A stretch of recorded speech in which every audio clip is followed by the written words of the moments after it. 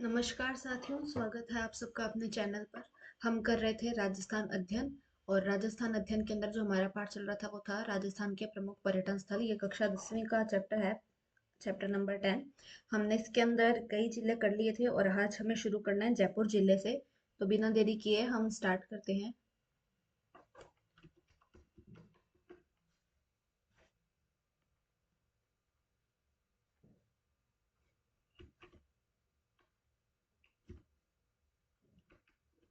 तो जयपुर, जयपुर को क्या कहा जा रहा है? गुलाबी शहर कहा जा रहा है। किसे कहा जा रहा है गुलाबी शहर? जयपुर को कहा जा रहा है। और हम इसमें पहले पढ़ेंगे क्या? हवा महल। हवा महल, बाहर की तरफ से भगवान कृष्ण के मुकुट जैसा दिखाई देने वाला यह महल अनूठा है। सन 1799 में महाराजा सवाई प्रताप सिंह द्वारा बनवाया गया यह महल 5 मंजिला है और इसका डिजाइन वास्तुकार लालचंद उस्ताद द्वारा तैयार किया गया है। गुलाबी शहर का प्रतीक हवा महल बलुआ पत्थर से बना है। राजस्थानी वास्तुकला और मुगल शैली का मिश्रण है। इसकी दीवारें सिर्फ 1.5 फुट चौड़ी है और 953 इसमें क्या है? झरोखे हैं। कितने? 953। इसे बनाने का मूल उद्देश्य था शहर में होने वाले मेले, त्योहार और जुलूस को महारानियां इस महल के अंदर बैठकर देख सके। और हवा महल गर्मी के मौसम में भी इन झरोखों के कारण वातानुकूलित रहता है। तो हमने इसके अंदर क्या पढ़ा? हमने इसमें पढ़ा कि भगवान कृष्ण के मुकुट जैसा दिख रहा है। और बना कब है ये? 1799 में बना है। कब बना है? 1799 में बना है। और किसने बनवाया है? महाराजा सवाई प्रताप सिंह ने बनवाया है। किसने बनवाया है? महाराजा प्रताप सवाई सिंह ने बनवाया है। ये 5 मंजिला है। और इसके जो वास्तुकार है वो कौन है? वो है लालचंद उस्ता। और ये बना किससे है? बलुआ पत्थर से बना हुआ है। शैली कैसी है इसकी? राजस्थानी और मुगल शैली मिक्स है और इसमें 953 झरोखे हैं। अगला जो हम पढ़ेंगे वो पढ़ेंगे हम आमेर महल। जयपुर से 11 किलोमीटर दूर कछवाहों की पुरानी राजधानी, क्या? कछवाहों की पुरानी राजधानी आमेर अपने किले और स्थापत्य के लिए पर्यटकों का मुख्य आकर्षण केंद्र है। यूनेस्को की विश्व धरोहर सूची में शामिल। पूर्व में कछवाहा राजपूतों की राजधानी और आमेर महल ऊंची पहाड़ी पर स्थित है। यह हिंदू व मुगल शैली का सुंदर मिश्रण है। कौन सी? हिंदू व मुगल शैली का सुंदर मिश्रण है। आमेर महल सन 1592 में राजा मानसिंह प्रथम ने दुश्मनों से मुकाबला और बचाव के लिए बनवाया था। आमेर महल का आंतरिक भाग लाल बलुआ पत्थर से और संगमरमर से बनाया गया है। इसमें नक्काशी के कार्य, बहुमूल्य पत्थरों की जड़ाई, मीनाकारी का काम, पच्चीकारी का काम, जगह जगह लगे दर्पण इसकी भव्यता में चार चांद लगाते हैं। तो हमने इसमें क्या पढ़ा? बना कब है ये? 1592 में बना है। किसने बनाया है? राजा मानसिंह प्रथम ने बनवाया है। शैली कैसी है इसकी? हिंदू और मुगल शैली मिक्स है। ये कछवाहों की पुरानी राजधानी थी और ये यूनेस्को की विश्व धरोहर में शामिल है। अगला हम पढ़ेंगे क्या? जंतर मंतर। जयपुर के संस्थापक महाराजा सवाई सिंह द्वितीय द्वारा बनाई गई 5 खगोलीय वेधशालाओं में सबसे विशाल है ये जयपुर की वेधशाला।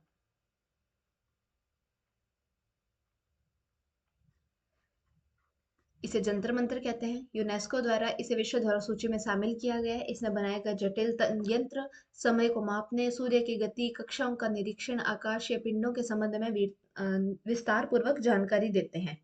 क्या क्या बताया है इसके अंदर हमें? कि ये बनवाया किसने है? जयपुर के जो संस्थापक थे, कौन? महाराजा सवाई जयसिंह द्वितीय। कौन? महाराजा सवाई जयसिंह द्वितीय। इन्होंने 5 खगोलीय वेधशालाएं बनवाई थी। उनमें से एक है जयपुर वाली, जिसे हम क्या कहते हैं? जंतर मंतर। ये सबसे बड़ी वेधशाला है। ये यूनेस्को में भी शामिल है। हमने आमेर के अंदर आमेर का किला पढ़ा ना, तो आमेर के अंदर अभी एक और चीज याद है, ये कि एक तो है मावठा तालाब। आमेर में एक मावठा तालाब भी है और एक शीला देवी का मंदिर भी है।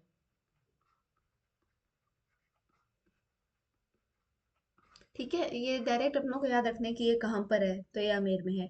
अगला अपने पढ़ते हैं वो है जयगढ़ फोर्ट। कौन सा फोर्ट? जयगढ़ फोर्ट। सन 1726 में महाराजा जय सिंह द्वितीय द्वारा यह किला आमेर की सुरक्षा के लिए बनवाया गया था। इसमें शस्त्रागार, अनूठा शस्त्र संग्रहालय, तोपे बनाने का कारखाना तथा विश्व की सबसे बड़ी तोप जय बाण के कारण राजस्थान में आने वाला प्रत्येक पर्यटक जयपुर में इस तोप को जरूर देखने आता है। यह तोप एक बार चलाया गया था जिससे शहर के 35 किलोमीटर दूर एक गड्ढा बन गया था। इसकी लंबाई है 31 फीट 3 इंच और वजन है इसका 50 टन। 8 मीटर लंबे बैरल में 100 किलो गन पाउडर भरा जाता है। तो हमने जयगढ़ किले के अंदर क्या पढ़ा? हमने जयगढ़ किले में पढ़ा कि ये बनवाया किसने है? 1726 में महाराजा जयसिंह द्वितीय ने बनवाया है। आमेर की सुरक्षा के लिए बनवाया है। यहाँ पर विश्व की सबसे बड़ी तोप है जिसका नाम क्या है? जय बाण। क्या नाम है? जय बाण तोप है। अगला हम पढ़ेंगे नाहरगढ़ किला। नाहरगढ़ किला जयपुर शहर के अंदर है, बहुत सुंदर है। शहर की रोशनी को देखकर लगता है तारे जमीन पर उतर आए हैं। 1734 में महाराजा जय सिंह के शासनकाल के दौरान इस किले का निर्माण किया गया, जो कि शहर का पहरेदार मालूम होता है। क्या शहर का पहरेदार मालूम होता है? यहाँ पर एक माधवेंद्र भवन है, जो कि ग्रीष्म काल में महाराजा के निवास के रूप में काम लिया जाता था। रानियों के लिए आरामदायक बैठक तथा राजाओं के कक्षों का समूह आलीशान दरवाजा और खिड़की और भित्ति चित्रों से सजाया गया है। नाहरगढ़ अतीत की यादें समेटे शान से खड़ा है। तो हम इसके अंदर मेन क्या बातें पढ़ेंगे कि कब बना ये? 1734 में महाराजा जय सिंह ने बनवाया है। शहर का पहरेदार मालूम होता है। माधवेंद्र भवन है, वो राजाओं के ग्रीष्मकाल निवास के लिए यूज होता था। तो एक दो चीजें मैं और बता देती हूँ इसके अंदर, जैसे कि इस गढ़ को और क्या नाम से जाना जाता है? इसको सुदर्शन गढ़ भी कहा जाता है। सुदर्शनगढ़, नाहरगढ़ को क्या कहा जा रहा है? सुदर्शनगढ़ भी कहा जा रहा है। और यहाँ पे एक भूमिया होता था, भूमिया होते थे, क्या नाम था उनका? नाहर सिंह। नाहर सिंह भूमिया, उनके नाम पर ये नाहर दुर्ग जो है इसका नाम पड़ा है। और ये जो नाहर सिंह भूमिया है ना, इसके टाइम में ये जो जुझार नाहर सिंह थे, इन्होंने कोई विघ्न उत्पन्न कर दिया था। तो एक तांत्रिक थे, कौन? रत्नाकर पौंडरिक।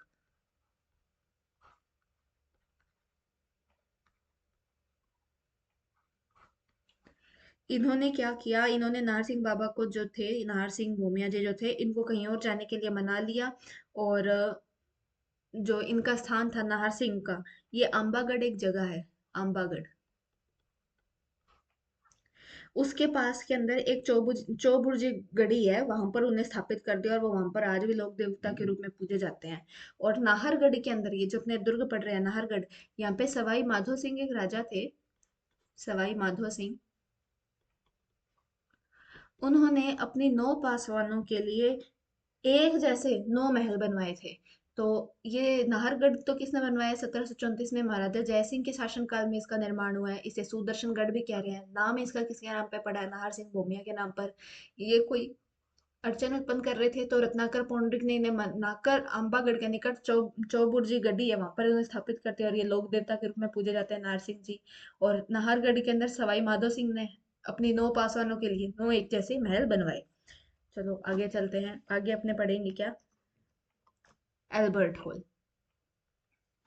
एल्बर्ट हॉल, जिसे क्या कहा जा रहा है? सेंट्रल म्यूजियम कहा जा रहा है। 1876 में प्रिंस ऑफ वेल्स ने इसकी आधारशिला रखी।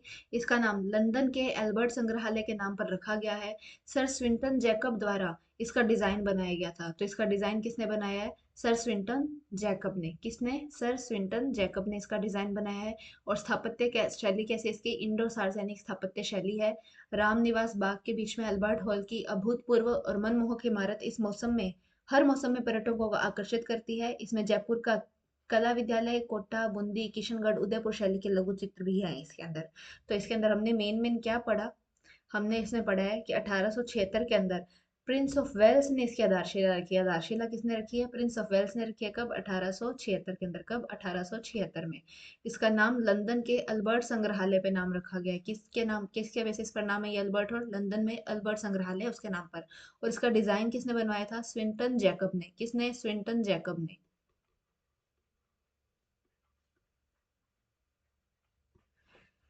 आगे पढ़ते हैं। गलता जी, जिसे उत्तर तोतादरी भी कहते हैं, क्या कहते हैं? उत्तर तोतादरी, या फिर हम इसे क्या कह देते हैं? Monkey valley. चलो आगे पढ़ते हैं। किताब में क्या दिया हुआ है? किताब में दिया हुआ है ये जयपुर का एक प्राचीन तीर्थ स्थान है। कहाँ पर है ये उत्तर तोतादरी या गलता जी? ये है जयपुर के अंदर। ये एक तीर्थ स्थान है। गालव ऋषि की तपोस्थली है। गलता जी में स्थित कुंड में स्नान का धार्मिक महत्व है। तीर्थयात्री यहाँ पवित्र स्नान हेतु आते हैं। इस मंदिर में मंडप और पवित्र कुंड है। गलता जी आने के लिए आगंतुक पहले राम गोपाल जी मंदिर परिसर में आते हैं। और स्थानीय लोगों द्वारा इसे बंदर मंदिर भी कहा जाता है। यहाँ ये नाम यहाँ पाए जाने वाले बंदरों के एक बड़े समूह की वजह से मिला है। हरियाली की खूबसूरत नजारा और उछलते कूदते बंदर क्षेत्र के खुशनुमा माहौल में इजाफा करते हैं।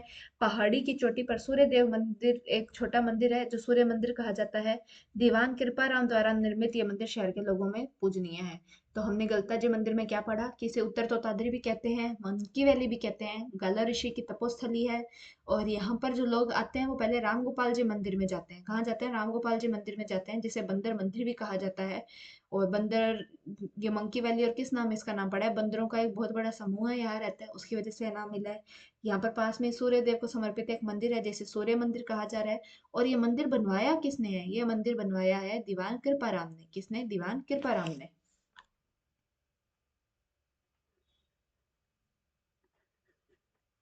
अगला है इसरलाट या सरगासुली। तो इसरलाट और सरगासुली हम पढ़ते हैं। इसमें लिखा है शहर के बीच में 60 फीट ऊंची मीनार इसरलाट है। इसे स्वर्गभेदी मीनार भी कहा जा रहा है या सरगासुली भी कहा जा रहा है।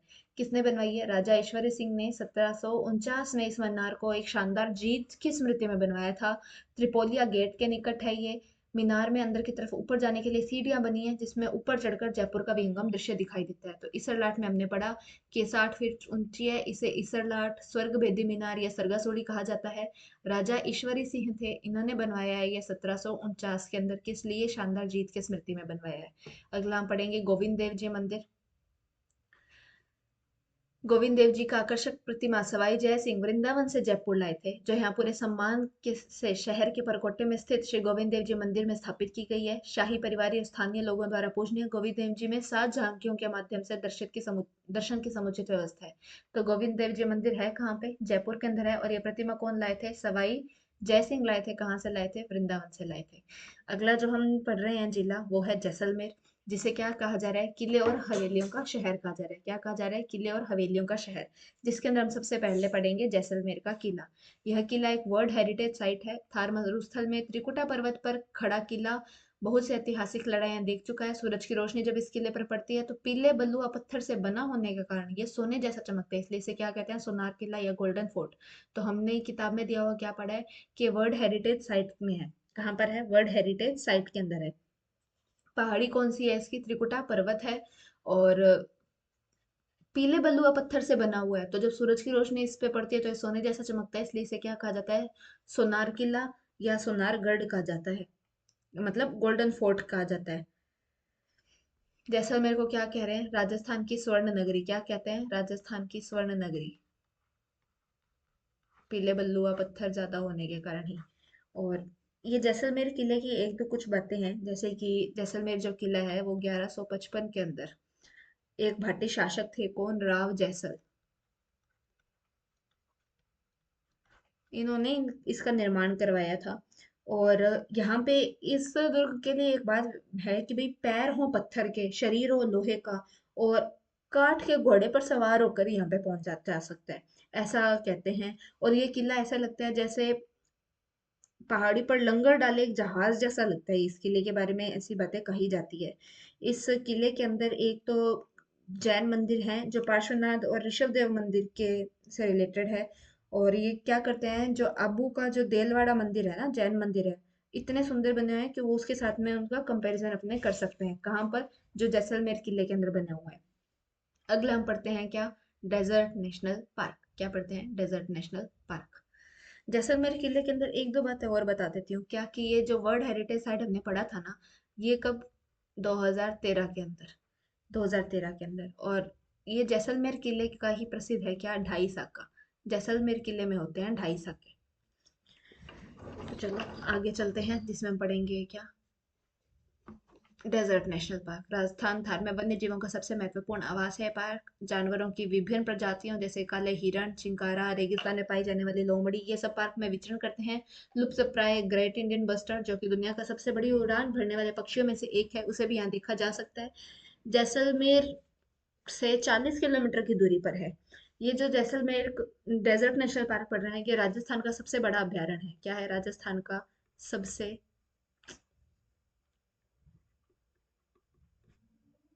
अभ्यारण्य है। और हम इसमें क्या पढ़ेंगे कि एकमात्र अभ्यारण्य है जहाँ पर इंदिरा गांधी जो नहर है वो प्रवाहित होती है। एकमात्र अभ्यारण्य है जहाँ पर इंदिरा गांधी नहर जो है वो प्रवाहित होती है। अगला हम पढ़ेंगे क्या, पटवों की हवेली। इस हवेली के अंदर 5 हवेलियां हैं जो कि गुमान चंद पटवा ने अपने 5 बेटों के लिए 1805 ईस्वी में बनवाई थी। इसे बनाने में 50 साल लग गए थे। जैसलमेर में सबसे बड़ी और सबसे खूबसूरत नक्काशीदार हवेली 5 मंजिला संरचना एक संकरी गली में गर्व से खड़ी है। यद्यपि हवेली अब अपनी उस भव्य महिमा को खो चुकी है, तथापि कुछ चित्रकारी और कांच का काम अभी भी अंदर की दीवारों पर देखा जा सकता है। तो हमने पटवों की हवेली के अंदर क्या पढ़ा कि ये बनवाई किसने, ये 5 हवेली है, इसके अंदर बनवाई किसने, गुमान चंद पटवा ने बनवाई है अपने 5 बेटों के लिए। और बनवाई कब है? 1805 ईस्वी में बनाई है, उसे बनाने में ही 50 साल लग गए थे। अगला है तनोट माता मंदिर। तनोट माता मंदिर में जो पुजारी होते हैं ना, वो बीएसएफ के जवान ही होते हैं। यहाँ पे कोई अलग से पंडित गोसाई नहीं बैठते, यहाँ पे जो पुजारी होते हैं वो बीएसएफ के जवान ही होते हैं। पढ़ते हैं मंदिर के बारे में। भाटी राजपूत नरेश तनुराम, जिसे तनु जी भी कहा जाता है, उन्होंने विक्रम संवत 1828 में तनोट माता मंदिर बनवाया, मूर्ति की स्थापना की। आसपास के सभी गांव के लोग, विशेषकर बीएसएफ के जवान, यहाँ पूर्ण श्रद्धा से पूजा अर्चना करते हैं। जैसलमेर से करीब 120 किलोमीटर दूर तनोट माता मंदिर है। तनोट माता को देवी हिंगलाज का पुनर्जन्म कहा जाता है। किसे देवी हिंगलाज का पुनर्जन्म कहा जाता है? अगला है रामदेवरा मंदिर। रुनीचा बाबा रामदेव और रामसा पीर का पुण्य स्थान है रामदेवरा मंदिर। इन्हें सभी धर्मों के लोग पूजते हैं। रामदेव जी राजस्थान के एक लोक देवता है। ये पंचपीर में भी शामिल है। किसमें? पंचपीर में। पंचपीर के लिए एक ट्रिक है क्या? गोपा मेहरा। क्या है? गोगा जी, बाबू जी, मेहा जी, हड़बू जी और रामदेव जी। ठीक है, लोग इसमें तेजा जी मिक्स कर देते हैं। तेजा जी नहीं है पंचपीर में शामिल। कौन कौन है? गोपा मेहरा या फिर गोप्पा मेरा है, ऐसे कर लो। तो गो से गोगा जी, पा से पाबू जी, मे से मेहा जी, ह से हड़बू जी और रा से रामदेव जी। रामदेव जी क्या आ रहे हैं? पंचपीर में शामिल हो रहे हैं। इनकी छवि कैसी है? घोड़े पर सवार एक राजा के समान है। हिंदू मुस्लिम एकता का प्रतीक है। वैसे भी राजस्थान के जनमानस में 5 पीरों की प्रतिष्ठा है, उनमें से एक रामसा पीर का विशेष ध्यान है। पोखरण से 12 किलोमीटर की दूरी पर जोधपुर जैसलमेर मार्ग पर रामदेवरा मंदिर है। लोगों का ऐसा लगता है कि भगवान राम का मंदिर है, लेकिन ये संत बाबा रामदेव को समर्पित है। यह मंदिर बाबा रामदेव के अंतिम विश्राम स्थान माना जाता है। सभी धर्मों के लोग यहाँ यात्रा के लिए आते हैं। यहाँ अगस्त और सितंबर के बीच में रामदेवरा मेला लगता है। भाद्रपद माह में लगता है। कौन से माह में लगता है? भाद्रपद माह में। भाद्रपद की दूज से ग्यारस तक। अगस्त और सितंबर इंग्लिश मंथ कह सकते हैं। यहाँ पे रामदेव जी का मेला लगता है। बड़ी संख्या में भक्त यहाँ पर आते हैं। अगला हम पढ़ेंगे क्या? बड़ा बाग। बड़ा बाग को क्या कह देते हैं अपने शॉर्ट में? क्या? बरबाग। क्या? बरबाग। ये एक विशाल उद्यान है जो भाटी राजाओं की स्मृतियों को समेटे हुए है। बड़ा बाग जैसलमेर के उत्तर में है। कहाँ पर है? जैसलमेर के उत्तर में 6 किलोमीटर की दूरी पर स्थित है, जिसे बड़ा बाग भी कहा जाता है। बरबाग, इस बगीचे में जैसलमेर के राजाओं के पूर्व राज्य के पूर्व महाराजाओं की शाही छतरियां हैं। उद्यान का स्थान ऐसी जगह है जहां से पर्यटकों को सूर्यास्त का अद्भुत दृश्य भी देखने को मिलता है। जैसलमेर के महाराजा जयसिंह द्वितीय 1688 से 1743 ने यहाँ एक बांध बनवाया था, जिसके कारण जैसलमेर का काफी हिस्सा हरा भरा हो गया था। उनके मृत्यु के बाद 1743 में उनके पुत्र लूणकरण ने अपने पिता की छतरियां बनवाई थी। उसके बाद अन्य राजाओं की मृत्यु के बाद उनकी भी छतरियां यहाँ बनाई गई। तो बड़ भाग के अंदर हम बड़ भाग में हम क्या पढ़ते हैं कि किससे संबंधित है? यहाँ पे जो जैसलमेर के राजा थे, उनकी छतरियां हैं यहाँ पर। महाराजा जय सिंह द्वितीय थे, उन्होंने यहाँ पे एक बांध बनवाया था, तो काफी हेल्प हुई जैसलमेर के रियारिल में। और जब 1743 में वो एक्सपायर हो गए, तो उनके पुत्र थे लूणकरण, उन्होंने अपने पिताजी के लिए क्या की? छतरी बनवाई। अगला हम पढ़ेंगे क्या? जालोर। जालोर को हम क्या कहते हैं? ग्रेनाइट सिटी कहते हैं। क्या कहते हैं? ग्रेनाइट सिटी, यानी कि ग्रेनाइट की नगरी। जालौर के अंदर जो हमारा पहला है वो है जालौर किला। यहाँ के किले और महलों में ज्यादा सजावट देखने को नहीं मिलती है। यहाँ के सबसे प्रतापी शासक थे कन्हरदेव सोनगरा, जिन्होंने दिल्ली के सुल्तान अलाउद्दीन खिलजी के कई बार दांत खट्टे कर दिए। खिलजी ने कान्हरदेव से बदला लेने के लिए कई दांव पेच लगाए, किंतु अंत में कान्हरदेव और उनके पुत्र वीरम देव की वीरता का कायल हो गया। शहर का मुख्य आकर्षण है जालोर का किला। यह वास्तुकला का एक प्रभावशाली प्रतीक है। माना जाता है ये 8वीं और 10वीं शताब्दी के बीच इसका निर्माण किया गया था। 336 मीटर की ऊंचाई पर खड़ी पहाड़ी पर है। नीचे शहर का अति सुंदर दृश्य जो है वो दिखाई पड़ता है। मैं आपको कुछ एक पॉइंट और बताती हूँ जालौर के किले के बारे में। जैसे कि इस किले को एक तो कहा जाता है सुवर्णगिरी। स्वर्णगिरी नहीं, सुवर्णगिरी। सुवर्णगिरी कहा जाता है जालौर के किले को। और शिलालेखों के अंदर जालौर का एक पुराना नाम मिलता है। क्या? जाबालीपुर। जाबालीपुर। और ये जो सुवर्ण किले या फिर जो जालोर का किला है, ये सोनगिरी पहाड़ी पर है। कौन सी पहाड़ी पर है? सोनगिरी पहाड़ी पर। पहाड़ी तो है इसकी सोनगिरी, और नदी कौन सी पड़ती है इसकी? सुकड़ी नदी। सोनगिरी पहाड़ी पर है, सुकड़ी नदी के किनारे बना हुआ है। और इसका निर्माण जो है वो प्रतिहारों ने करवाया था। हमने पढ़ा ना कि 8वीं से 10वीं शताब्दी में इसका निर्माण हुआ। तो निर्माण किसने करवाया है? प्रतिहारों ने करवाया है। कौन सी शताब्दी में? 8वीं शताब्दी में इसका निर्माण करवाया है। यहाँ पे एक तोपखाना मस्जिद भी है। क्या है? तोपखाना मस्जिद।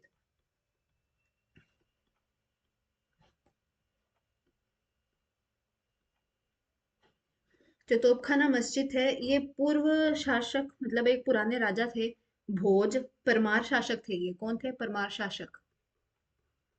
परमार शासक भोज। उन्होंने अपने यहाँ पर एक संस्कृत पाठशाला बनवाई थी, जो कि बहुत आकर्षक थी। उसको कन्वर्ट करके क्या बना दिया गया? तोपखाना मस्जिद बना दिया गया। और जो हमने पढ़ा था कान्हड़ देव चौहान, उनका टाइम क्या था? 1305 से लेके 1311 तक का टाइम था। जो अलाउद्दीन खिलजी से लड़ते हुए शहीद हो गए थे, वीर गति को प्राप्त हो गए थे। और वो ऐसे नहीं होते, उनके साथ में धोखा कर दिया था। किसने धोखा कर दिया था? बीका दहिया। उनकी ही टीम का एक आदमी था बीका दहिया, जिन्होंने कान्हड़ देव के साथ में धोखा कर दिया, तो वो अलाउद्दीन के साथ में जो है वो युद्ध हार गए। कान्हड़ देव के ऊपर कुछ एक रचनाएं हैं, जैसे कि एक तो है कान्हड़ देव प्रबंध।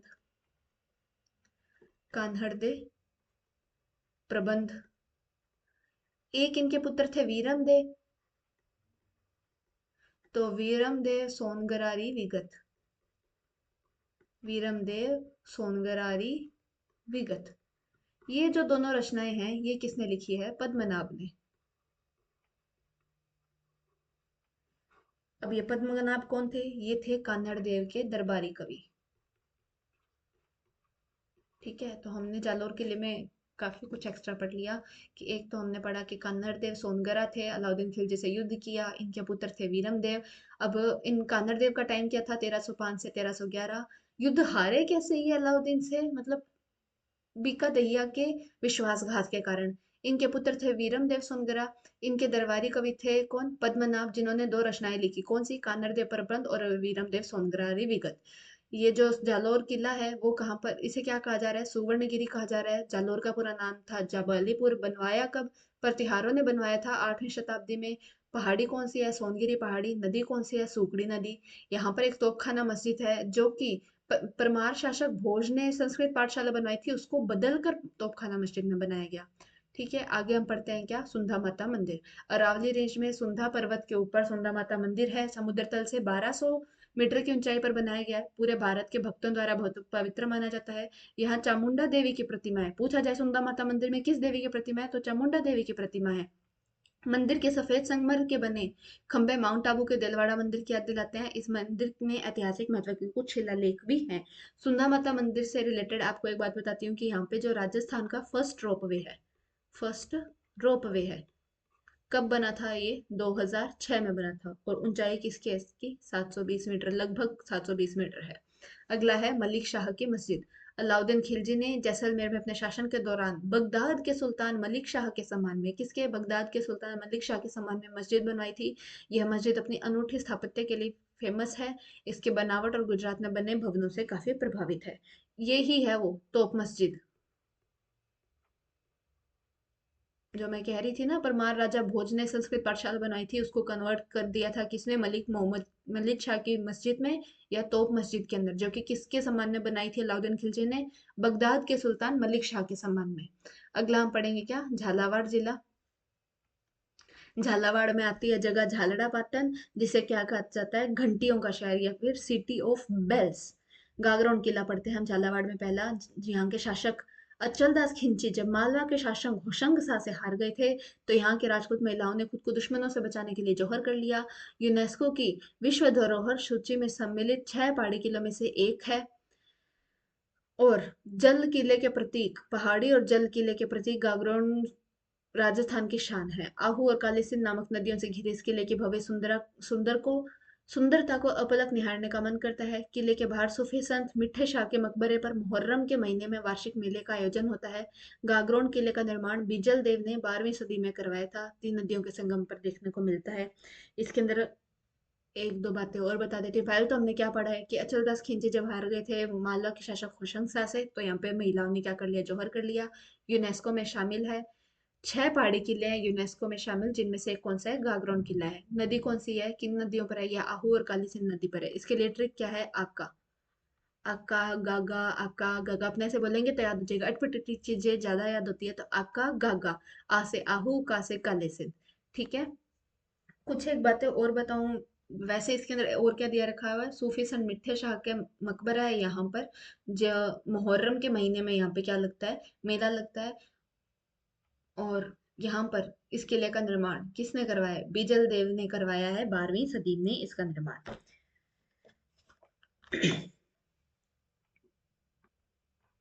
कुछ एक बातें और बताऊं। ये जो यहाँ पे बताया हुआ है ना होशंग शाह से, तो ये 1423 में, यहाँ पे मालवा या मांडू नाम भी आ सकता है। मांडू का सुल्तान था कौन, होशंग शाह। 1423 के अंदर ये वीरगति को प्राप्त हो गए थे अचल दास खिलजी। और ये जो हमने पढ़ा है सूफी संत मिठे शाह, ये कौन थे, संत हमीदुद्दीन चिश्ती। कौन थे, संत हमीदुद्दीन चिश्ती, इनका नाम ये था। और औरंगजेब ने यहाँ पर जो है बुलंद दरवाजा बनवाया हुआ है। ये जो अपने ने यहाँ पे पढ़ा ना 1423 के अंदर होशंग शाह के समय महिलाओं ने जौहर कर लिया था, ये तो था गागरोन का पहला साका 1423 में। दूसरा साका होता है 1444 के अंदर, ये क्या होता है, गागरोन का दूसरा साका। आगे चलते हैं। भवानी नाट्यशाला, इसका निर्माण 1921 में हुआ था। यह नाट्यशाला कई यादगार नाटकों और सांस्कृतिक कार्यक्रमों की मुख्य गवाह है। माना जाता है कि संपूर्ण विश्व में ऐसे सिर्फ 8 नाट्यशालाएं। शेक्सपियर के लिखे नाटक यहाँ खेले जाते थे। किसके, शेक्सपियर के लिखे नाटक। विदेशी पर्यटक इसे देखने में बड़ी रुचि लेते हैं। यह नाट्यशाला नाट्य और कला जगत में स्थापत्य कला का उत्कृष्ट उदाहरण है। इसमें घोड़े और रथों के मंच पर प्रकट होने का रास्ता एक भूमिगत मार्ग द्वारा बनाया गया है, जो इसकी अनूठी विशेषता है। अगला है सूर्य मंदिर। झालावाड़ का जुड़वा शहर किसे कहा जाता है, झालरापाटन, जिसे क्या कहा जाता है, सिटी ऑफ बेल्स, यानी कि घंटियों का शहर। अभी झालावाड़ शुरू करते टाइम ये कहा था। यहाँ पर बहुत से मंदिर बने होने के कारण सुबह शाम घंटियां बजने की स्वर सुनाई देती है। 10वीं शताब्दी में बना 17 फीट ऊंचा, भगवान शिव को समर्पित, किसे समर्पित है ये सूर्य मंदिर, भगवान शिव को समर्पित है। झालरापाटन में सर्वाधिक मनोहरी मंदिरों में से एक है। इस मंदिर का जो शिखर है वो पद्मनाभ या सूर्य मंदिर के रूप में जो लोकप्रिय है। उड़ीसा का कौन सा मंदिर, कोणार्क टेम्पल, कोणार्क मंदिर उसके समान उत्कीर्ण किया गया है। यहाँ की आदमकद मूर्तियों को देखकर पर्यटक हतप्रभ रह जाते हैं। तो सूर्य मंदिर में हमने क्या पढ़ा, कहाँ पर है ये, झालरापाटन में है। कब बना है, 10वीं शताब्दी में बना है। किस भगवान को समर्पित है, सूर्य भगवान को समर्पित है। और इसका शिखर कैसा है, उड़ीसा का जो कोणार्क मंदिर है, जो कि पद्मनाभ या सूर्य मंदिर के रूप में लोकप्रिय है, उसके जैसा इसका शिखर है। अगला है बौद्ध गुफाएं और स्तूप। इसे क्या कहा जाता है, कोलवी की गुफाएं भी कहा जा सकता है इसे, क्या, कोलवी की गुफाएं। है कहाँ पर ये, झालावाड़ का गांव है कोलवी, वहां पर ही है, इसलिए इसे क्या कहा जाता है, कोलवी की गुफाएं। गुफाओं में सबसे प्रभावशाली है बुद्ध की विशाल प्रतिमा और उत्कीर्ण उत्कीर्ण स्तूप संरचना। झालावाड़ से लगभग 90 किलोमीटर की दूरी पर स्थित ये भारतीय कला में सर्वश्रेष्ठ जीवंत नमूने माने जाते हैं। पर्यटक विनायक और हथिया गोर गांवों के पास के गुफाओं का भी अवलोकन कर सकते हैं। अगला हम जिला पढ़ेंगे कौन, शेखावटी। शेखावटी में कौन कौन से जिले आ गए, सीकर, झुंझुनू और चूरू। तो पहले हम पढ़ते हैं ताल छापर, जो कि कहाँ पर है, चूरू में है। ताल छापर उछलते कूदते अठखेलियां करते हैं छोटे छोटे मृग शावक यानी हिरण के बच्चे पर्यटकों का मन मोह लेते हैं। काले हिरण की यह सेंचुरी छापर गांव में है, जो कि जयपुर से, गांव कौन सा है, छापर गांव है। जयपुर से 200 किलोमीटर दूर चूरू के सुजानगढ़ तहसील में है। तो चूरू में आता है सुजानगढ़, सुजानगढ़ में आता है छापर गांव। ठीक है, तो छापर गांव है, सुजानगढ़ तहसील है, जिला है चूरू। वहां पर क्या है, ताल छापर अभ्यारण्य है। किसके लिए फेमस है, काले हिरण के लिए है। काले हिरण का यह अभ्यारण्य खुले मैदान और बड़े पेड़ों और लताओं से आच्छादित है। यहाँ हिरणों के साथ रेगिस्तानी लोमड़ी, जंगली बिल्ली को भी देखा जा सकता है। पक्षी प्रेमियों के लिए यहाँ पर चील, आइबिस, दक्षिण यूरोप और मध्य एशिया में पाए जाने वाले सारस, क्रेन, चकवा, कबूतर आदि देखने को मिलते हैं। अगला है मंडावा। प्राचीन समय में मध्य पूर्व और चीन के मध्य का प्राचीन व्यापार मार्ग एक मुख्य केंद्र था मंडावा। कहाँ पर, मध्य पूर्व और चीन के मध्य, मध्य पूर्व और चीन के मध्य में व्यापारिक मार्ग था। यहाँ से सामान आदान प्रदान किया जाता था। यहाँ के ठाकुर नवल सिंह ने नवलगढ़ और मंडावा पर शासन किया था। यहाँ का ठाकुर था मंडावा का कौन? ठाकुर नवल सिंह। उसने नवलगढ़ और मंडावा दोनों जगह पर शासन किया था। मंडावा में एक किला बनवाया था, किले के चारों तरफ नगर बसाया। यहाँ अनेक बड़े व्यापारी आकर बस गए, जिन्होंने अनूठी अद्भुत अजब गजब हवेलियों की नींव रखी और इस नगर को पर्यटकों का आकर्षण केंद्र बना दिया। इस किले के भित्ति चित्र, कांच का काम तथा आकर्षक मेहराबदार भगवान कृष्ण के चित्रों से शोभायमान है। अगला है खेतड़ी महल। खेतड़ी महल कहाँ पर है? झुंझुनू। झुंझुनू का खेतड़ी महल कला और वास्तु संरचना में सर्वोत्कृष्ट उदाहरणों में से एक है। इसे झुंझुनू का हवा महल के रूप में भी जाना जाता है। झुंझुनू का हवा महल किसे कहा जाता है? अभी से किसी एग्जाम में भी आया था, तो झुंझुनू का हवा महल किसे कहा जाता है? खेतड़ी महल को कहा जाता है। हालांकि इसके अंदर कोई खिड़कियां नहीं है हवा महल की तरह, पर इसे कहा जाता है। 1770 में इस महल का निर्माण हुआ था। कब हुआ है? 1770 में हुआ है। आश्चर्यजनक तथ्य ये है कि खेतड़ी महल में कोई झरोखियां द्वार नहीं है, फिर भी इसे हवा महल के नाम से जाना जाता है। खेतड़ी महल का अनोखापन हवा के अबाध प्रवाह हेतु सुव्यवस्थित रूप से बनाए गए भवनों के निर्माण के कारण है। महल के लगभग सभी कक्षों में सुव्यवस्थित स्तंभ और मेहराब एक दूसरे से जुड़े हुए हैं, जो कि किले को शानदार समृद्ध रूप प्रदान करते हैं। अगला है श्रद्धानाथ जी का आश्रम। कहाँ पर है? लक्ष्मणगढ़। और लक्ष्मणगढ़ कहाँ पर है? सीकर में है। अमृतनाथ जी महाराज की शिष्य परंपरा के संत श्री श्रद्धानाथ जी द्वारा स्थापित यह आश्रम लक्ष्मणगढ़ सीकर के रेलवे स्टेशन के पास है। शिष्य परंपरा किसकी थी? अमृतनाथ जी महाराज की शिष्य परंपरा थी। बात किसकी चल रही है? श्रद्धानाथ जी महाराज की। आश्रम है कहाँ पर? लक्ष्मणगढ़ में है, जो कि सीकर रेलवे स्टेशन के पास है। इस आश्रम में श्रद्धानाथ जी के साधनामय जीवन की झांकी श्रद्धालुओं को देखने को मिलती है। ये आश्रम नाथ संप्रदाय का एक प्रमुख केंद्र है। संप्रदाय कौन सा है? नाथ संप्रदाय। अगला है हजरत कमरुद्दीन शाह की दरगाह, नेहरा पहाड़ की तलहटी में। ये जिला कौन सा आ गया? अब ये झुंझुनू।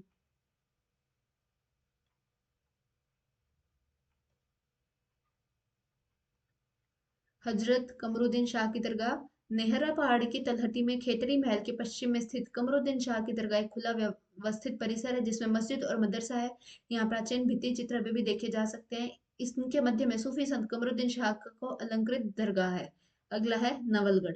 नवलगढ़ क्या है? सीकर और झुंझुनू के बीच में है। अपने सुंदर हवेलियों के लिए प्रसिद्ध है। यहाँ कई फिल्मों की शूटिंग हुई है, जिसमें भारतीय तथा कुछ विदेशी फिल्में भी हैं। यहाँ का आकर्षक किला ठाकुर नवल सिंह ने बनवाया था। जो अपने ऊपर मंडावा में पढ़कर आए थे ना, कि मंडावा का एक ठाकुर था नवल सिंह, उसने नवलगढ़ और मंडावा में शासन किया था। तो ये वही नवल सिंह है। इसके पास स्थित रूप निवास उद्यान कौन सा? रूप निवास उद्यान और फव्वारों से सुशोभित है। अगला है क्या? लक्ष्मणगढ़ किला। लक्ष्मणगढ़ किला हम कहाँ पढ़ेंगे? सीकर में। कहाँ पर है ये? सीकर में है। ऊपर हम लक्ष्मणगढ़ में एक और चीज पढ़ के आए थे, क्या? श्रद्धानाथ जी का आश्रम, जो कि नाथ संप्रदाय से संबंधित है। लक्ष्मणगढ़ नगर में किला गौरवशाली स्थापत्य कला का नमूना है। पूरे विश्व में यह स्थापत्य किला का अनूठा उदाहरण है, जो बिखरी चट्टानों को तोड़कर के टुकड़ों को जोड़कर बनाया गया है। इसके शिखर पर चढ़कर नीचे बसे लक्ष्मणगढ़ का विहंगम दृश्य दिखाई पड़ता है। अगला है फतेहपुर। फतेहपुर कायम खानी नवाब फतेह मोहम्मद ने 1508 ईस्वी में बनवाया था, स्थापित किया था। किसने? फतेह मोहम्मद ने, जो कि कायम खानी नवाब थे। इन्होंने 1508 में स्थापित किया था।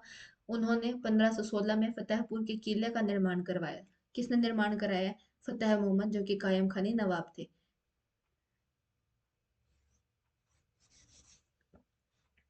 यह शहर एक समय सीकर की राजधानी के रूप में भी जाना जाता था। कौन सा शहर? फतेहपुर। आज फतेहपुर शेखावटी की लोकप्रिय सांस्कृतिक राजधानी के रूप में जाना जाता है। सांस्कृतिक राजधानी के रूप में यहाँ अनेक दर्शनीय जगह हैं, जिनमें से द्वारकाधीश मंदिर, सिंघानिया हवेली। सिंघानिया हवेली कहाँ है? फतेहपुर में है। नादिन लप्रिंस कल्चरल सेंटर, ये भी कहाँ है? फतेहपुर में। फतेह चंद की हवेली, ये भी कहाँ है? फतेहपुर के अंदर है। अगला हम जिला पढ़ेंगे कौन सा? जोधपुर जिला। जोधपुर जिले में हम पहला पढ़ेंगे क्या? मेहरानगढ़ किला। तो किताब में क्या दिए गए हैं कि जोधपुर की क्षितिज पर शोभायमान 125 मीटर ऊंची सीधी पहाड़ी पर अभेद्य मेहरानगढ़ किला है। किला भारत में सर्वाधिक लोकप्रिय किलों में से एक है। इतिहास के उद्यानों में सदा जीवित रहा है। मेहरानगढ़ किला आज भी जयपुर की सेनाओं द्वारा इसके द्वार पर किए गए तोप के हमले की गवाही देता है।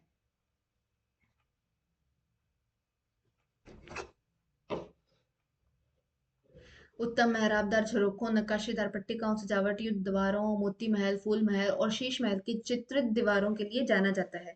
तो इसके बारे में कुछ एक पॉइंट्स और बता देती हूँ मैं आपको। जैसे कि ये दुर्ग की स्थापना की किसने थी? की कब थी? ये तो मेन बात है। इसमें तो यहाँ पे कुछ दे ही नहीं रखा। तो ये की है स्थापना 1459 में। कब? 1459 ने राव जोधा ने राव जोधा ने जो है इसकी स्थापना की थी। और पहाड़ी कौन सी है? चिड़िया टूप पहाड़ी। यहाँ पर तो खाली दे दिया पहाड़ी पर है कौन सी पहाड़ी? चिड़िया टूप पहाड़ी पर है। कौन सी पहाड़ी पर है? चिड़िया टूप पहाड़ी पर है। और लाल बलुआ पत्थर से बना हुआ है। इससे इसके और भी नाम है, जैसे कि क्या नाम है इसका? एक तो है मयूर ध्वज, और इसका क्या नाम है? गढ़ चिंतामणि। क्या नाम है? गढ़ चिंतामणि, ये भी इसका ही नाम है। और जब ये किला बन गया था ना मेहरानगढ़ का, तब ऐसे बोले थे गढ़ बन्यो मेहरान। मेहरानगढ़ किला है तो इसे क्या कह दिया? गढ़ बन्यो मेहरान। यहाँ पर और भी चीजें हैं, जैसे कि मोती महल, फतेह महल, फूल महल, सिंगार महल। और मान सिंह ने यहाँ पे एक पुस्तक प्रकाश पुस्तकालय भी बनवाया था, जो अभी भी है, प्रेजेंट में भी है। किसने बनवाया था? मान सिंह ने बनवाया था। क्या बनवाया था? मान सिंह थे जो राजा, उन्होंने मेहरानगढ़ दुर्ग के अंदर बनवाया था पुस्तक प्रकाश।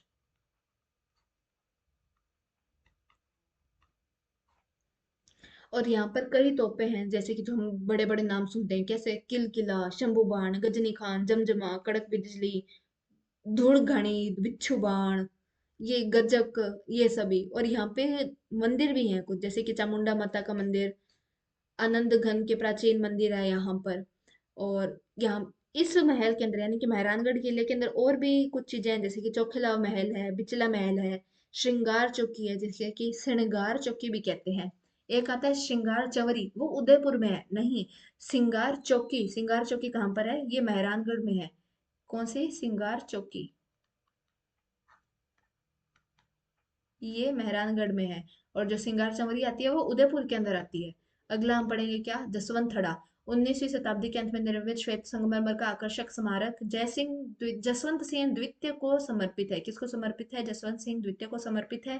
निर्माण किसने कराया था? जसवंत सिंह द्वितीय के उत्तराधिकारी सरदार सिंह ने करवाया था जसवंत थड़ा। इसे क्या कहा जाता है? राजस्थान का ताजमहल कहा जाता है। किसे कहा जाता है राजस्थान का ताजमहल? जसवंत थड़ा को। अगला हम पढ़ेंगे मंडोर, जहां से मंदोदरी थी, ये रावण का ससुराल था। और ऐसा कहा जाता है कि होली के दूसरे दिन रावण का मेला लगता है। कहाँ लगता है? मंडोर, जोधपुर में लगता है। मारवाड़ की प्राचीन राजधानी मंडोर जोधपुर के उत्तर में स्थित है। इस क्षेत्र का अपना ऐतिहासिक महत्व है। यहाँ जोधपुर के पूर्व शासकों के स्मारक और छतरियां हैं। राजस्थान का स्थापत्य कला से बनी परंपरागत छतरियों की अपेक्षा यह हिंदू हिंदू मंदिरों की संरचना पर आधारित है। और इसका प्राचीन नाम क्या था? मंडवपुर। प्राचीन नाम क्या था? मांडवपुर। अगला है कायलाना झील। कायलाना झील, जिसे कि और क्या कहा जा सकता है?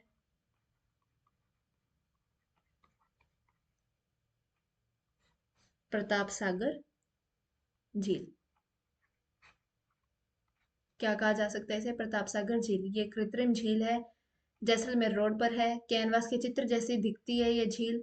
आरडीडीसी के माध्यम से यहाँ पे विहार हेतु नौकायान की सुविधाएं उपलब्ध करवाई है। फिर है माचिया सफारी।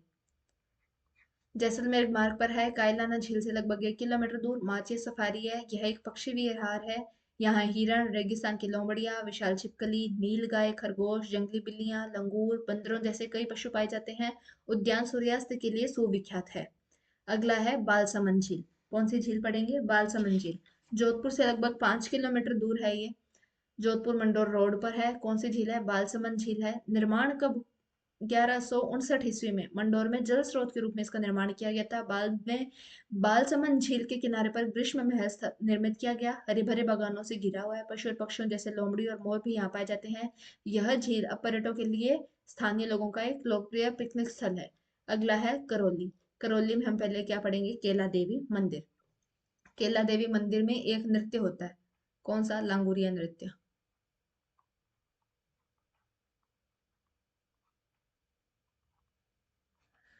करौली के बाहरी इलाके में 25 किलोमीटर दूरी पर केला देवी का प्रसिद्ध मंदिर है, जो कि त्रिकुटक की पहाड़ियों के बीच काली सिंध नदी के किनारे पर बना हुआ है। यह मंदिर देवी की 9 शक्तिपीठों में से एक माना जाता है। इसकी स्थापना 1100 ईस्वी में की गई थी, ऐसी मान्यता है। केला देवी मंदिर में प्रतिवर्ष हिंदी कैलेंडर के अनुसार चैत्र माह, यानी कि इंग्लिश में देखा जाए तो मार्च अप्रैल के अंदर मेला लगता है। कब लगता है? चैत्र माह में लगता है। यहाँ पे एक हनुमान जी का मंदिर है, जिसे लोग लांगुरिया भी कहते हैं, तो हमें ये लांगुरिया नृत्य भी याद हो जाएगा। अगला है श्री महावीर जी मंदिर, 19वीं सदी में बना बेजोड़ वास्तुशिल्प की संरचना है। ये महावीर जी का मंदिर है जो कि एक जैन तीर्थ स्थल है। महावीर जी, कई लोग हनुमान जी को सोच लेते हैं, तो नहीं, महावीर जी का मंदिर जो करौली के अंदर है वो एक जैन तीर्थ स्थल है। कौन सा है? जैन तीर्थ स्थल है। यहाँ वर्ष प्रत्येक वर्ष यहाँ चैत्र शुक्ल पक्ष के 13वें दिन से कृष्ण पक्ष के वैशाख के पहले दिन तक, यानी कि मार्च अप्रैल में मेला का आयोजन होता है। जहाँ तो इसमें कब से कब मेला बताया? 13वां दिन है शुक्ल पक्ष का, माह कौन सा है? चैत्र, तब से लेके पहला दिन है कृष्ण पक्ष का, माह कौन सा? वैशाख, तब तक यहाँ पे लगता है मेला। चैत्र के शुक्ल के 13वें दिन से वैशाख के कृष्ण के पहले दिन तक यहाँ पे मेला लगता है। अगला है मेहंदीपुर बालाजी मंदिर, करौली नहीं, करौली नहीं, ये कहाँ पर है? दौसा में है। ये यहाँ पे गलत दिया हुआ है। मेहंदीपुर बालाजी का मंदिर कहाँ पर है? दौसा के अंदर है। हनुमान जी का ये मंदिर है। काफी दूर तक इसकी मान्यता है। इसके अनुसार पागल और बीमार लोग यहाँ आते हैं और बालाजी के आशीर्वाद से अधिकतर लोग ठीक होकर जाते हैं। अगला जो अपना जिला है वो है कोटा जिला। कोटा जिला के अंदर हम सबसे पहले पढ़ेंगे क्या? कोटा बैराज। अभी कोटा जिला बोलती है, मेरे को इसमें दो चीजें याद आती है। क्या? नहा एक चीज याद आती है, क्या याद आती है? नहान उत्सव। ये जो नहान उत्सव है ना कोटा का, वो कोटा में कहाँ पर हो रहा है? आवा और सांगोद, ये दो जगह है कोटा में, यहाँ पर होता है क्या? नहान उत्सव। चल वापस आते हैं कोटा बैराज में। कोटा बैराज राजस्थान राज्य में चंबल नदी पर निर्मित है। कौन सी नदी पर है? चंबल नदी पर निर्मित है। वर्षा ऋतु में बड़े फाटकों के माध्यम से तेज प्रवाह युक्त जलधारा के मनमोहक दृश्य को देखने के लिए पर्यटक लालायित रहते हैं। बैराज के पास भगवान शिव का कंसुआ मंदिर है। कंसुआ मंदिर कहाँ है? कोटा में है। और किस भगवान को समर्पित है? भगवान शिव को समर्पित है। यहाँ एक दुर्लभ चौमुखी शिवलिंग स्थापित है। कौन सी चौमुखी शिवलिंग स्थापित है? जो शिवलिंग के चारों तरफ मुंह बने होते हैं ना, वो शिवलिंग है ये। अगला है मुकुंदरा बाघ अभयारण्य। कोटा से लगभग 50 किलोमीटर दूर रावत भाटा मार्ग पर सैलसर और कालीपुरा गिरधरपुरा होते हुए दर्रा गांव तथा कोटा से 50 किलोमीटर झालावाड़ा दूर पर दर्रा गांव से कालीपुरा। इस बाघ अभयारण्य का अभयारण्य किसका है? ये बाघ अभयारण्य है। जो मुकुंदरा अभयारण्य है वो कैसा अभयारण्य है? बाघ अभयारण्य है। ये एक सघन वन क्षेत्र है। कौन सा है? सघन वन क्षेत्र है। यहाँ पैंथर, भालू, हिरण, जंगली सुअर, लोमड़ी, सियार काफी आते हैं। प्रवासी पक्षियों को भी देखा जा सकता है। अगला है जग मंदिर। कोटा महाराव दुर्जन शाल सिंह जी की महारानी और उदयपुर के राजकुमारी ब्रज कंवर जी ने इस कृत्रिम जलाशय किशोर सागर और जग मंदिर का निर्माण 1743 से 45 के मध्य करवाया था। किसने करवाया निर्माण? निर्माण करवाया कोटा के महाराव थे दुर्जन शाह, उनकी वाइफ थी कौन? ब्रज कंवर। और वो राजकुमारी कहाँ की थी? उदयपुर की राजकुमार थी। वाइफ किसकी थी? कोटा के महाराज दुर्जन शाह की। उन्होंने कृत्रिम जलाशय बनवाया था किशोर सागर, और एक मंदिर बनवाया था जग मंदिर। कब? 1743 से 45 के बीच में। किशोर सागर कोटा शहर के मध्य स्थित है। यहाँ पर्यटकों हेतु power motor boat, jet ski और बच्चों हेतु जल क्रीड़ाओं में water zorbing ball, banana boat आदि की सुविधा उपलब्ध है। इसके अतिरिक्त यहाँ पर सायकाल में लेजर फिल्म साउंड शो आयोजित किया जाता है। कोटा का प्रमुख पर्यटन स्थल है। अभी यहाँ पे थोड़ी बात आएगी तो मैं आपको बताती हूँ राजस्थान के जो 3 बाघ अभयारण्य है। राजस्थान के 3 बाघ अभयारण्य है। बाघ अभयारण्य है कौन कौन से? तो इसकी ट्रिक है मुंह के रस। क्या है? मुंह के रस। जो बाघ होता है ना, वो जैसे अपने शिकार को खाता है तो उसके मुंह के, अपने लिए तो वो खून है, उसके लिए तो वो रस हुआ ना। तो बाघ के क्या हुआ? मुंह के रस लग गया। तो के से यहाँ पे कुछ मतलब नहीं है। मुंह से है मुकुंदरा, र से है इसका रणथंभौर, और स से है सरिस्का। अभी तो और भी बन गए। ये तो हमने पढ़े 3, अब चौथा कौन सा है अपना? रामगढ़ विषधारी। ये तो अपना तो है चौथा, और देश का है ये कौन सा? 52वां बाघ रिजर्व कहेंगे, टाइगर रिजर्व कहेंगे तो। और 5वां कौन सा है? धौलपुर करौली।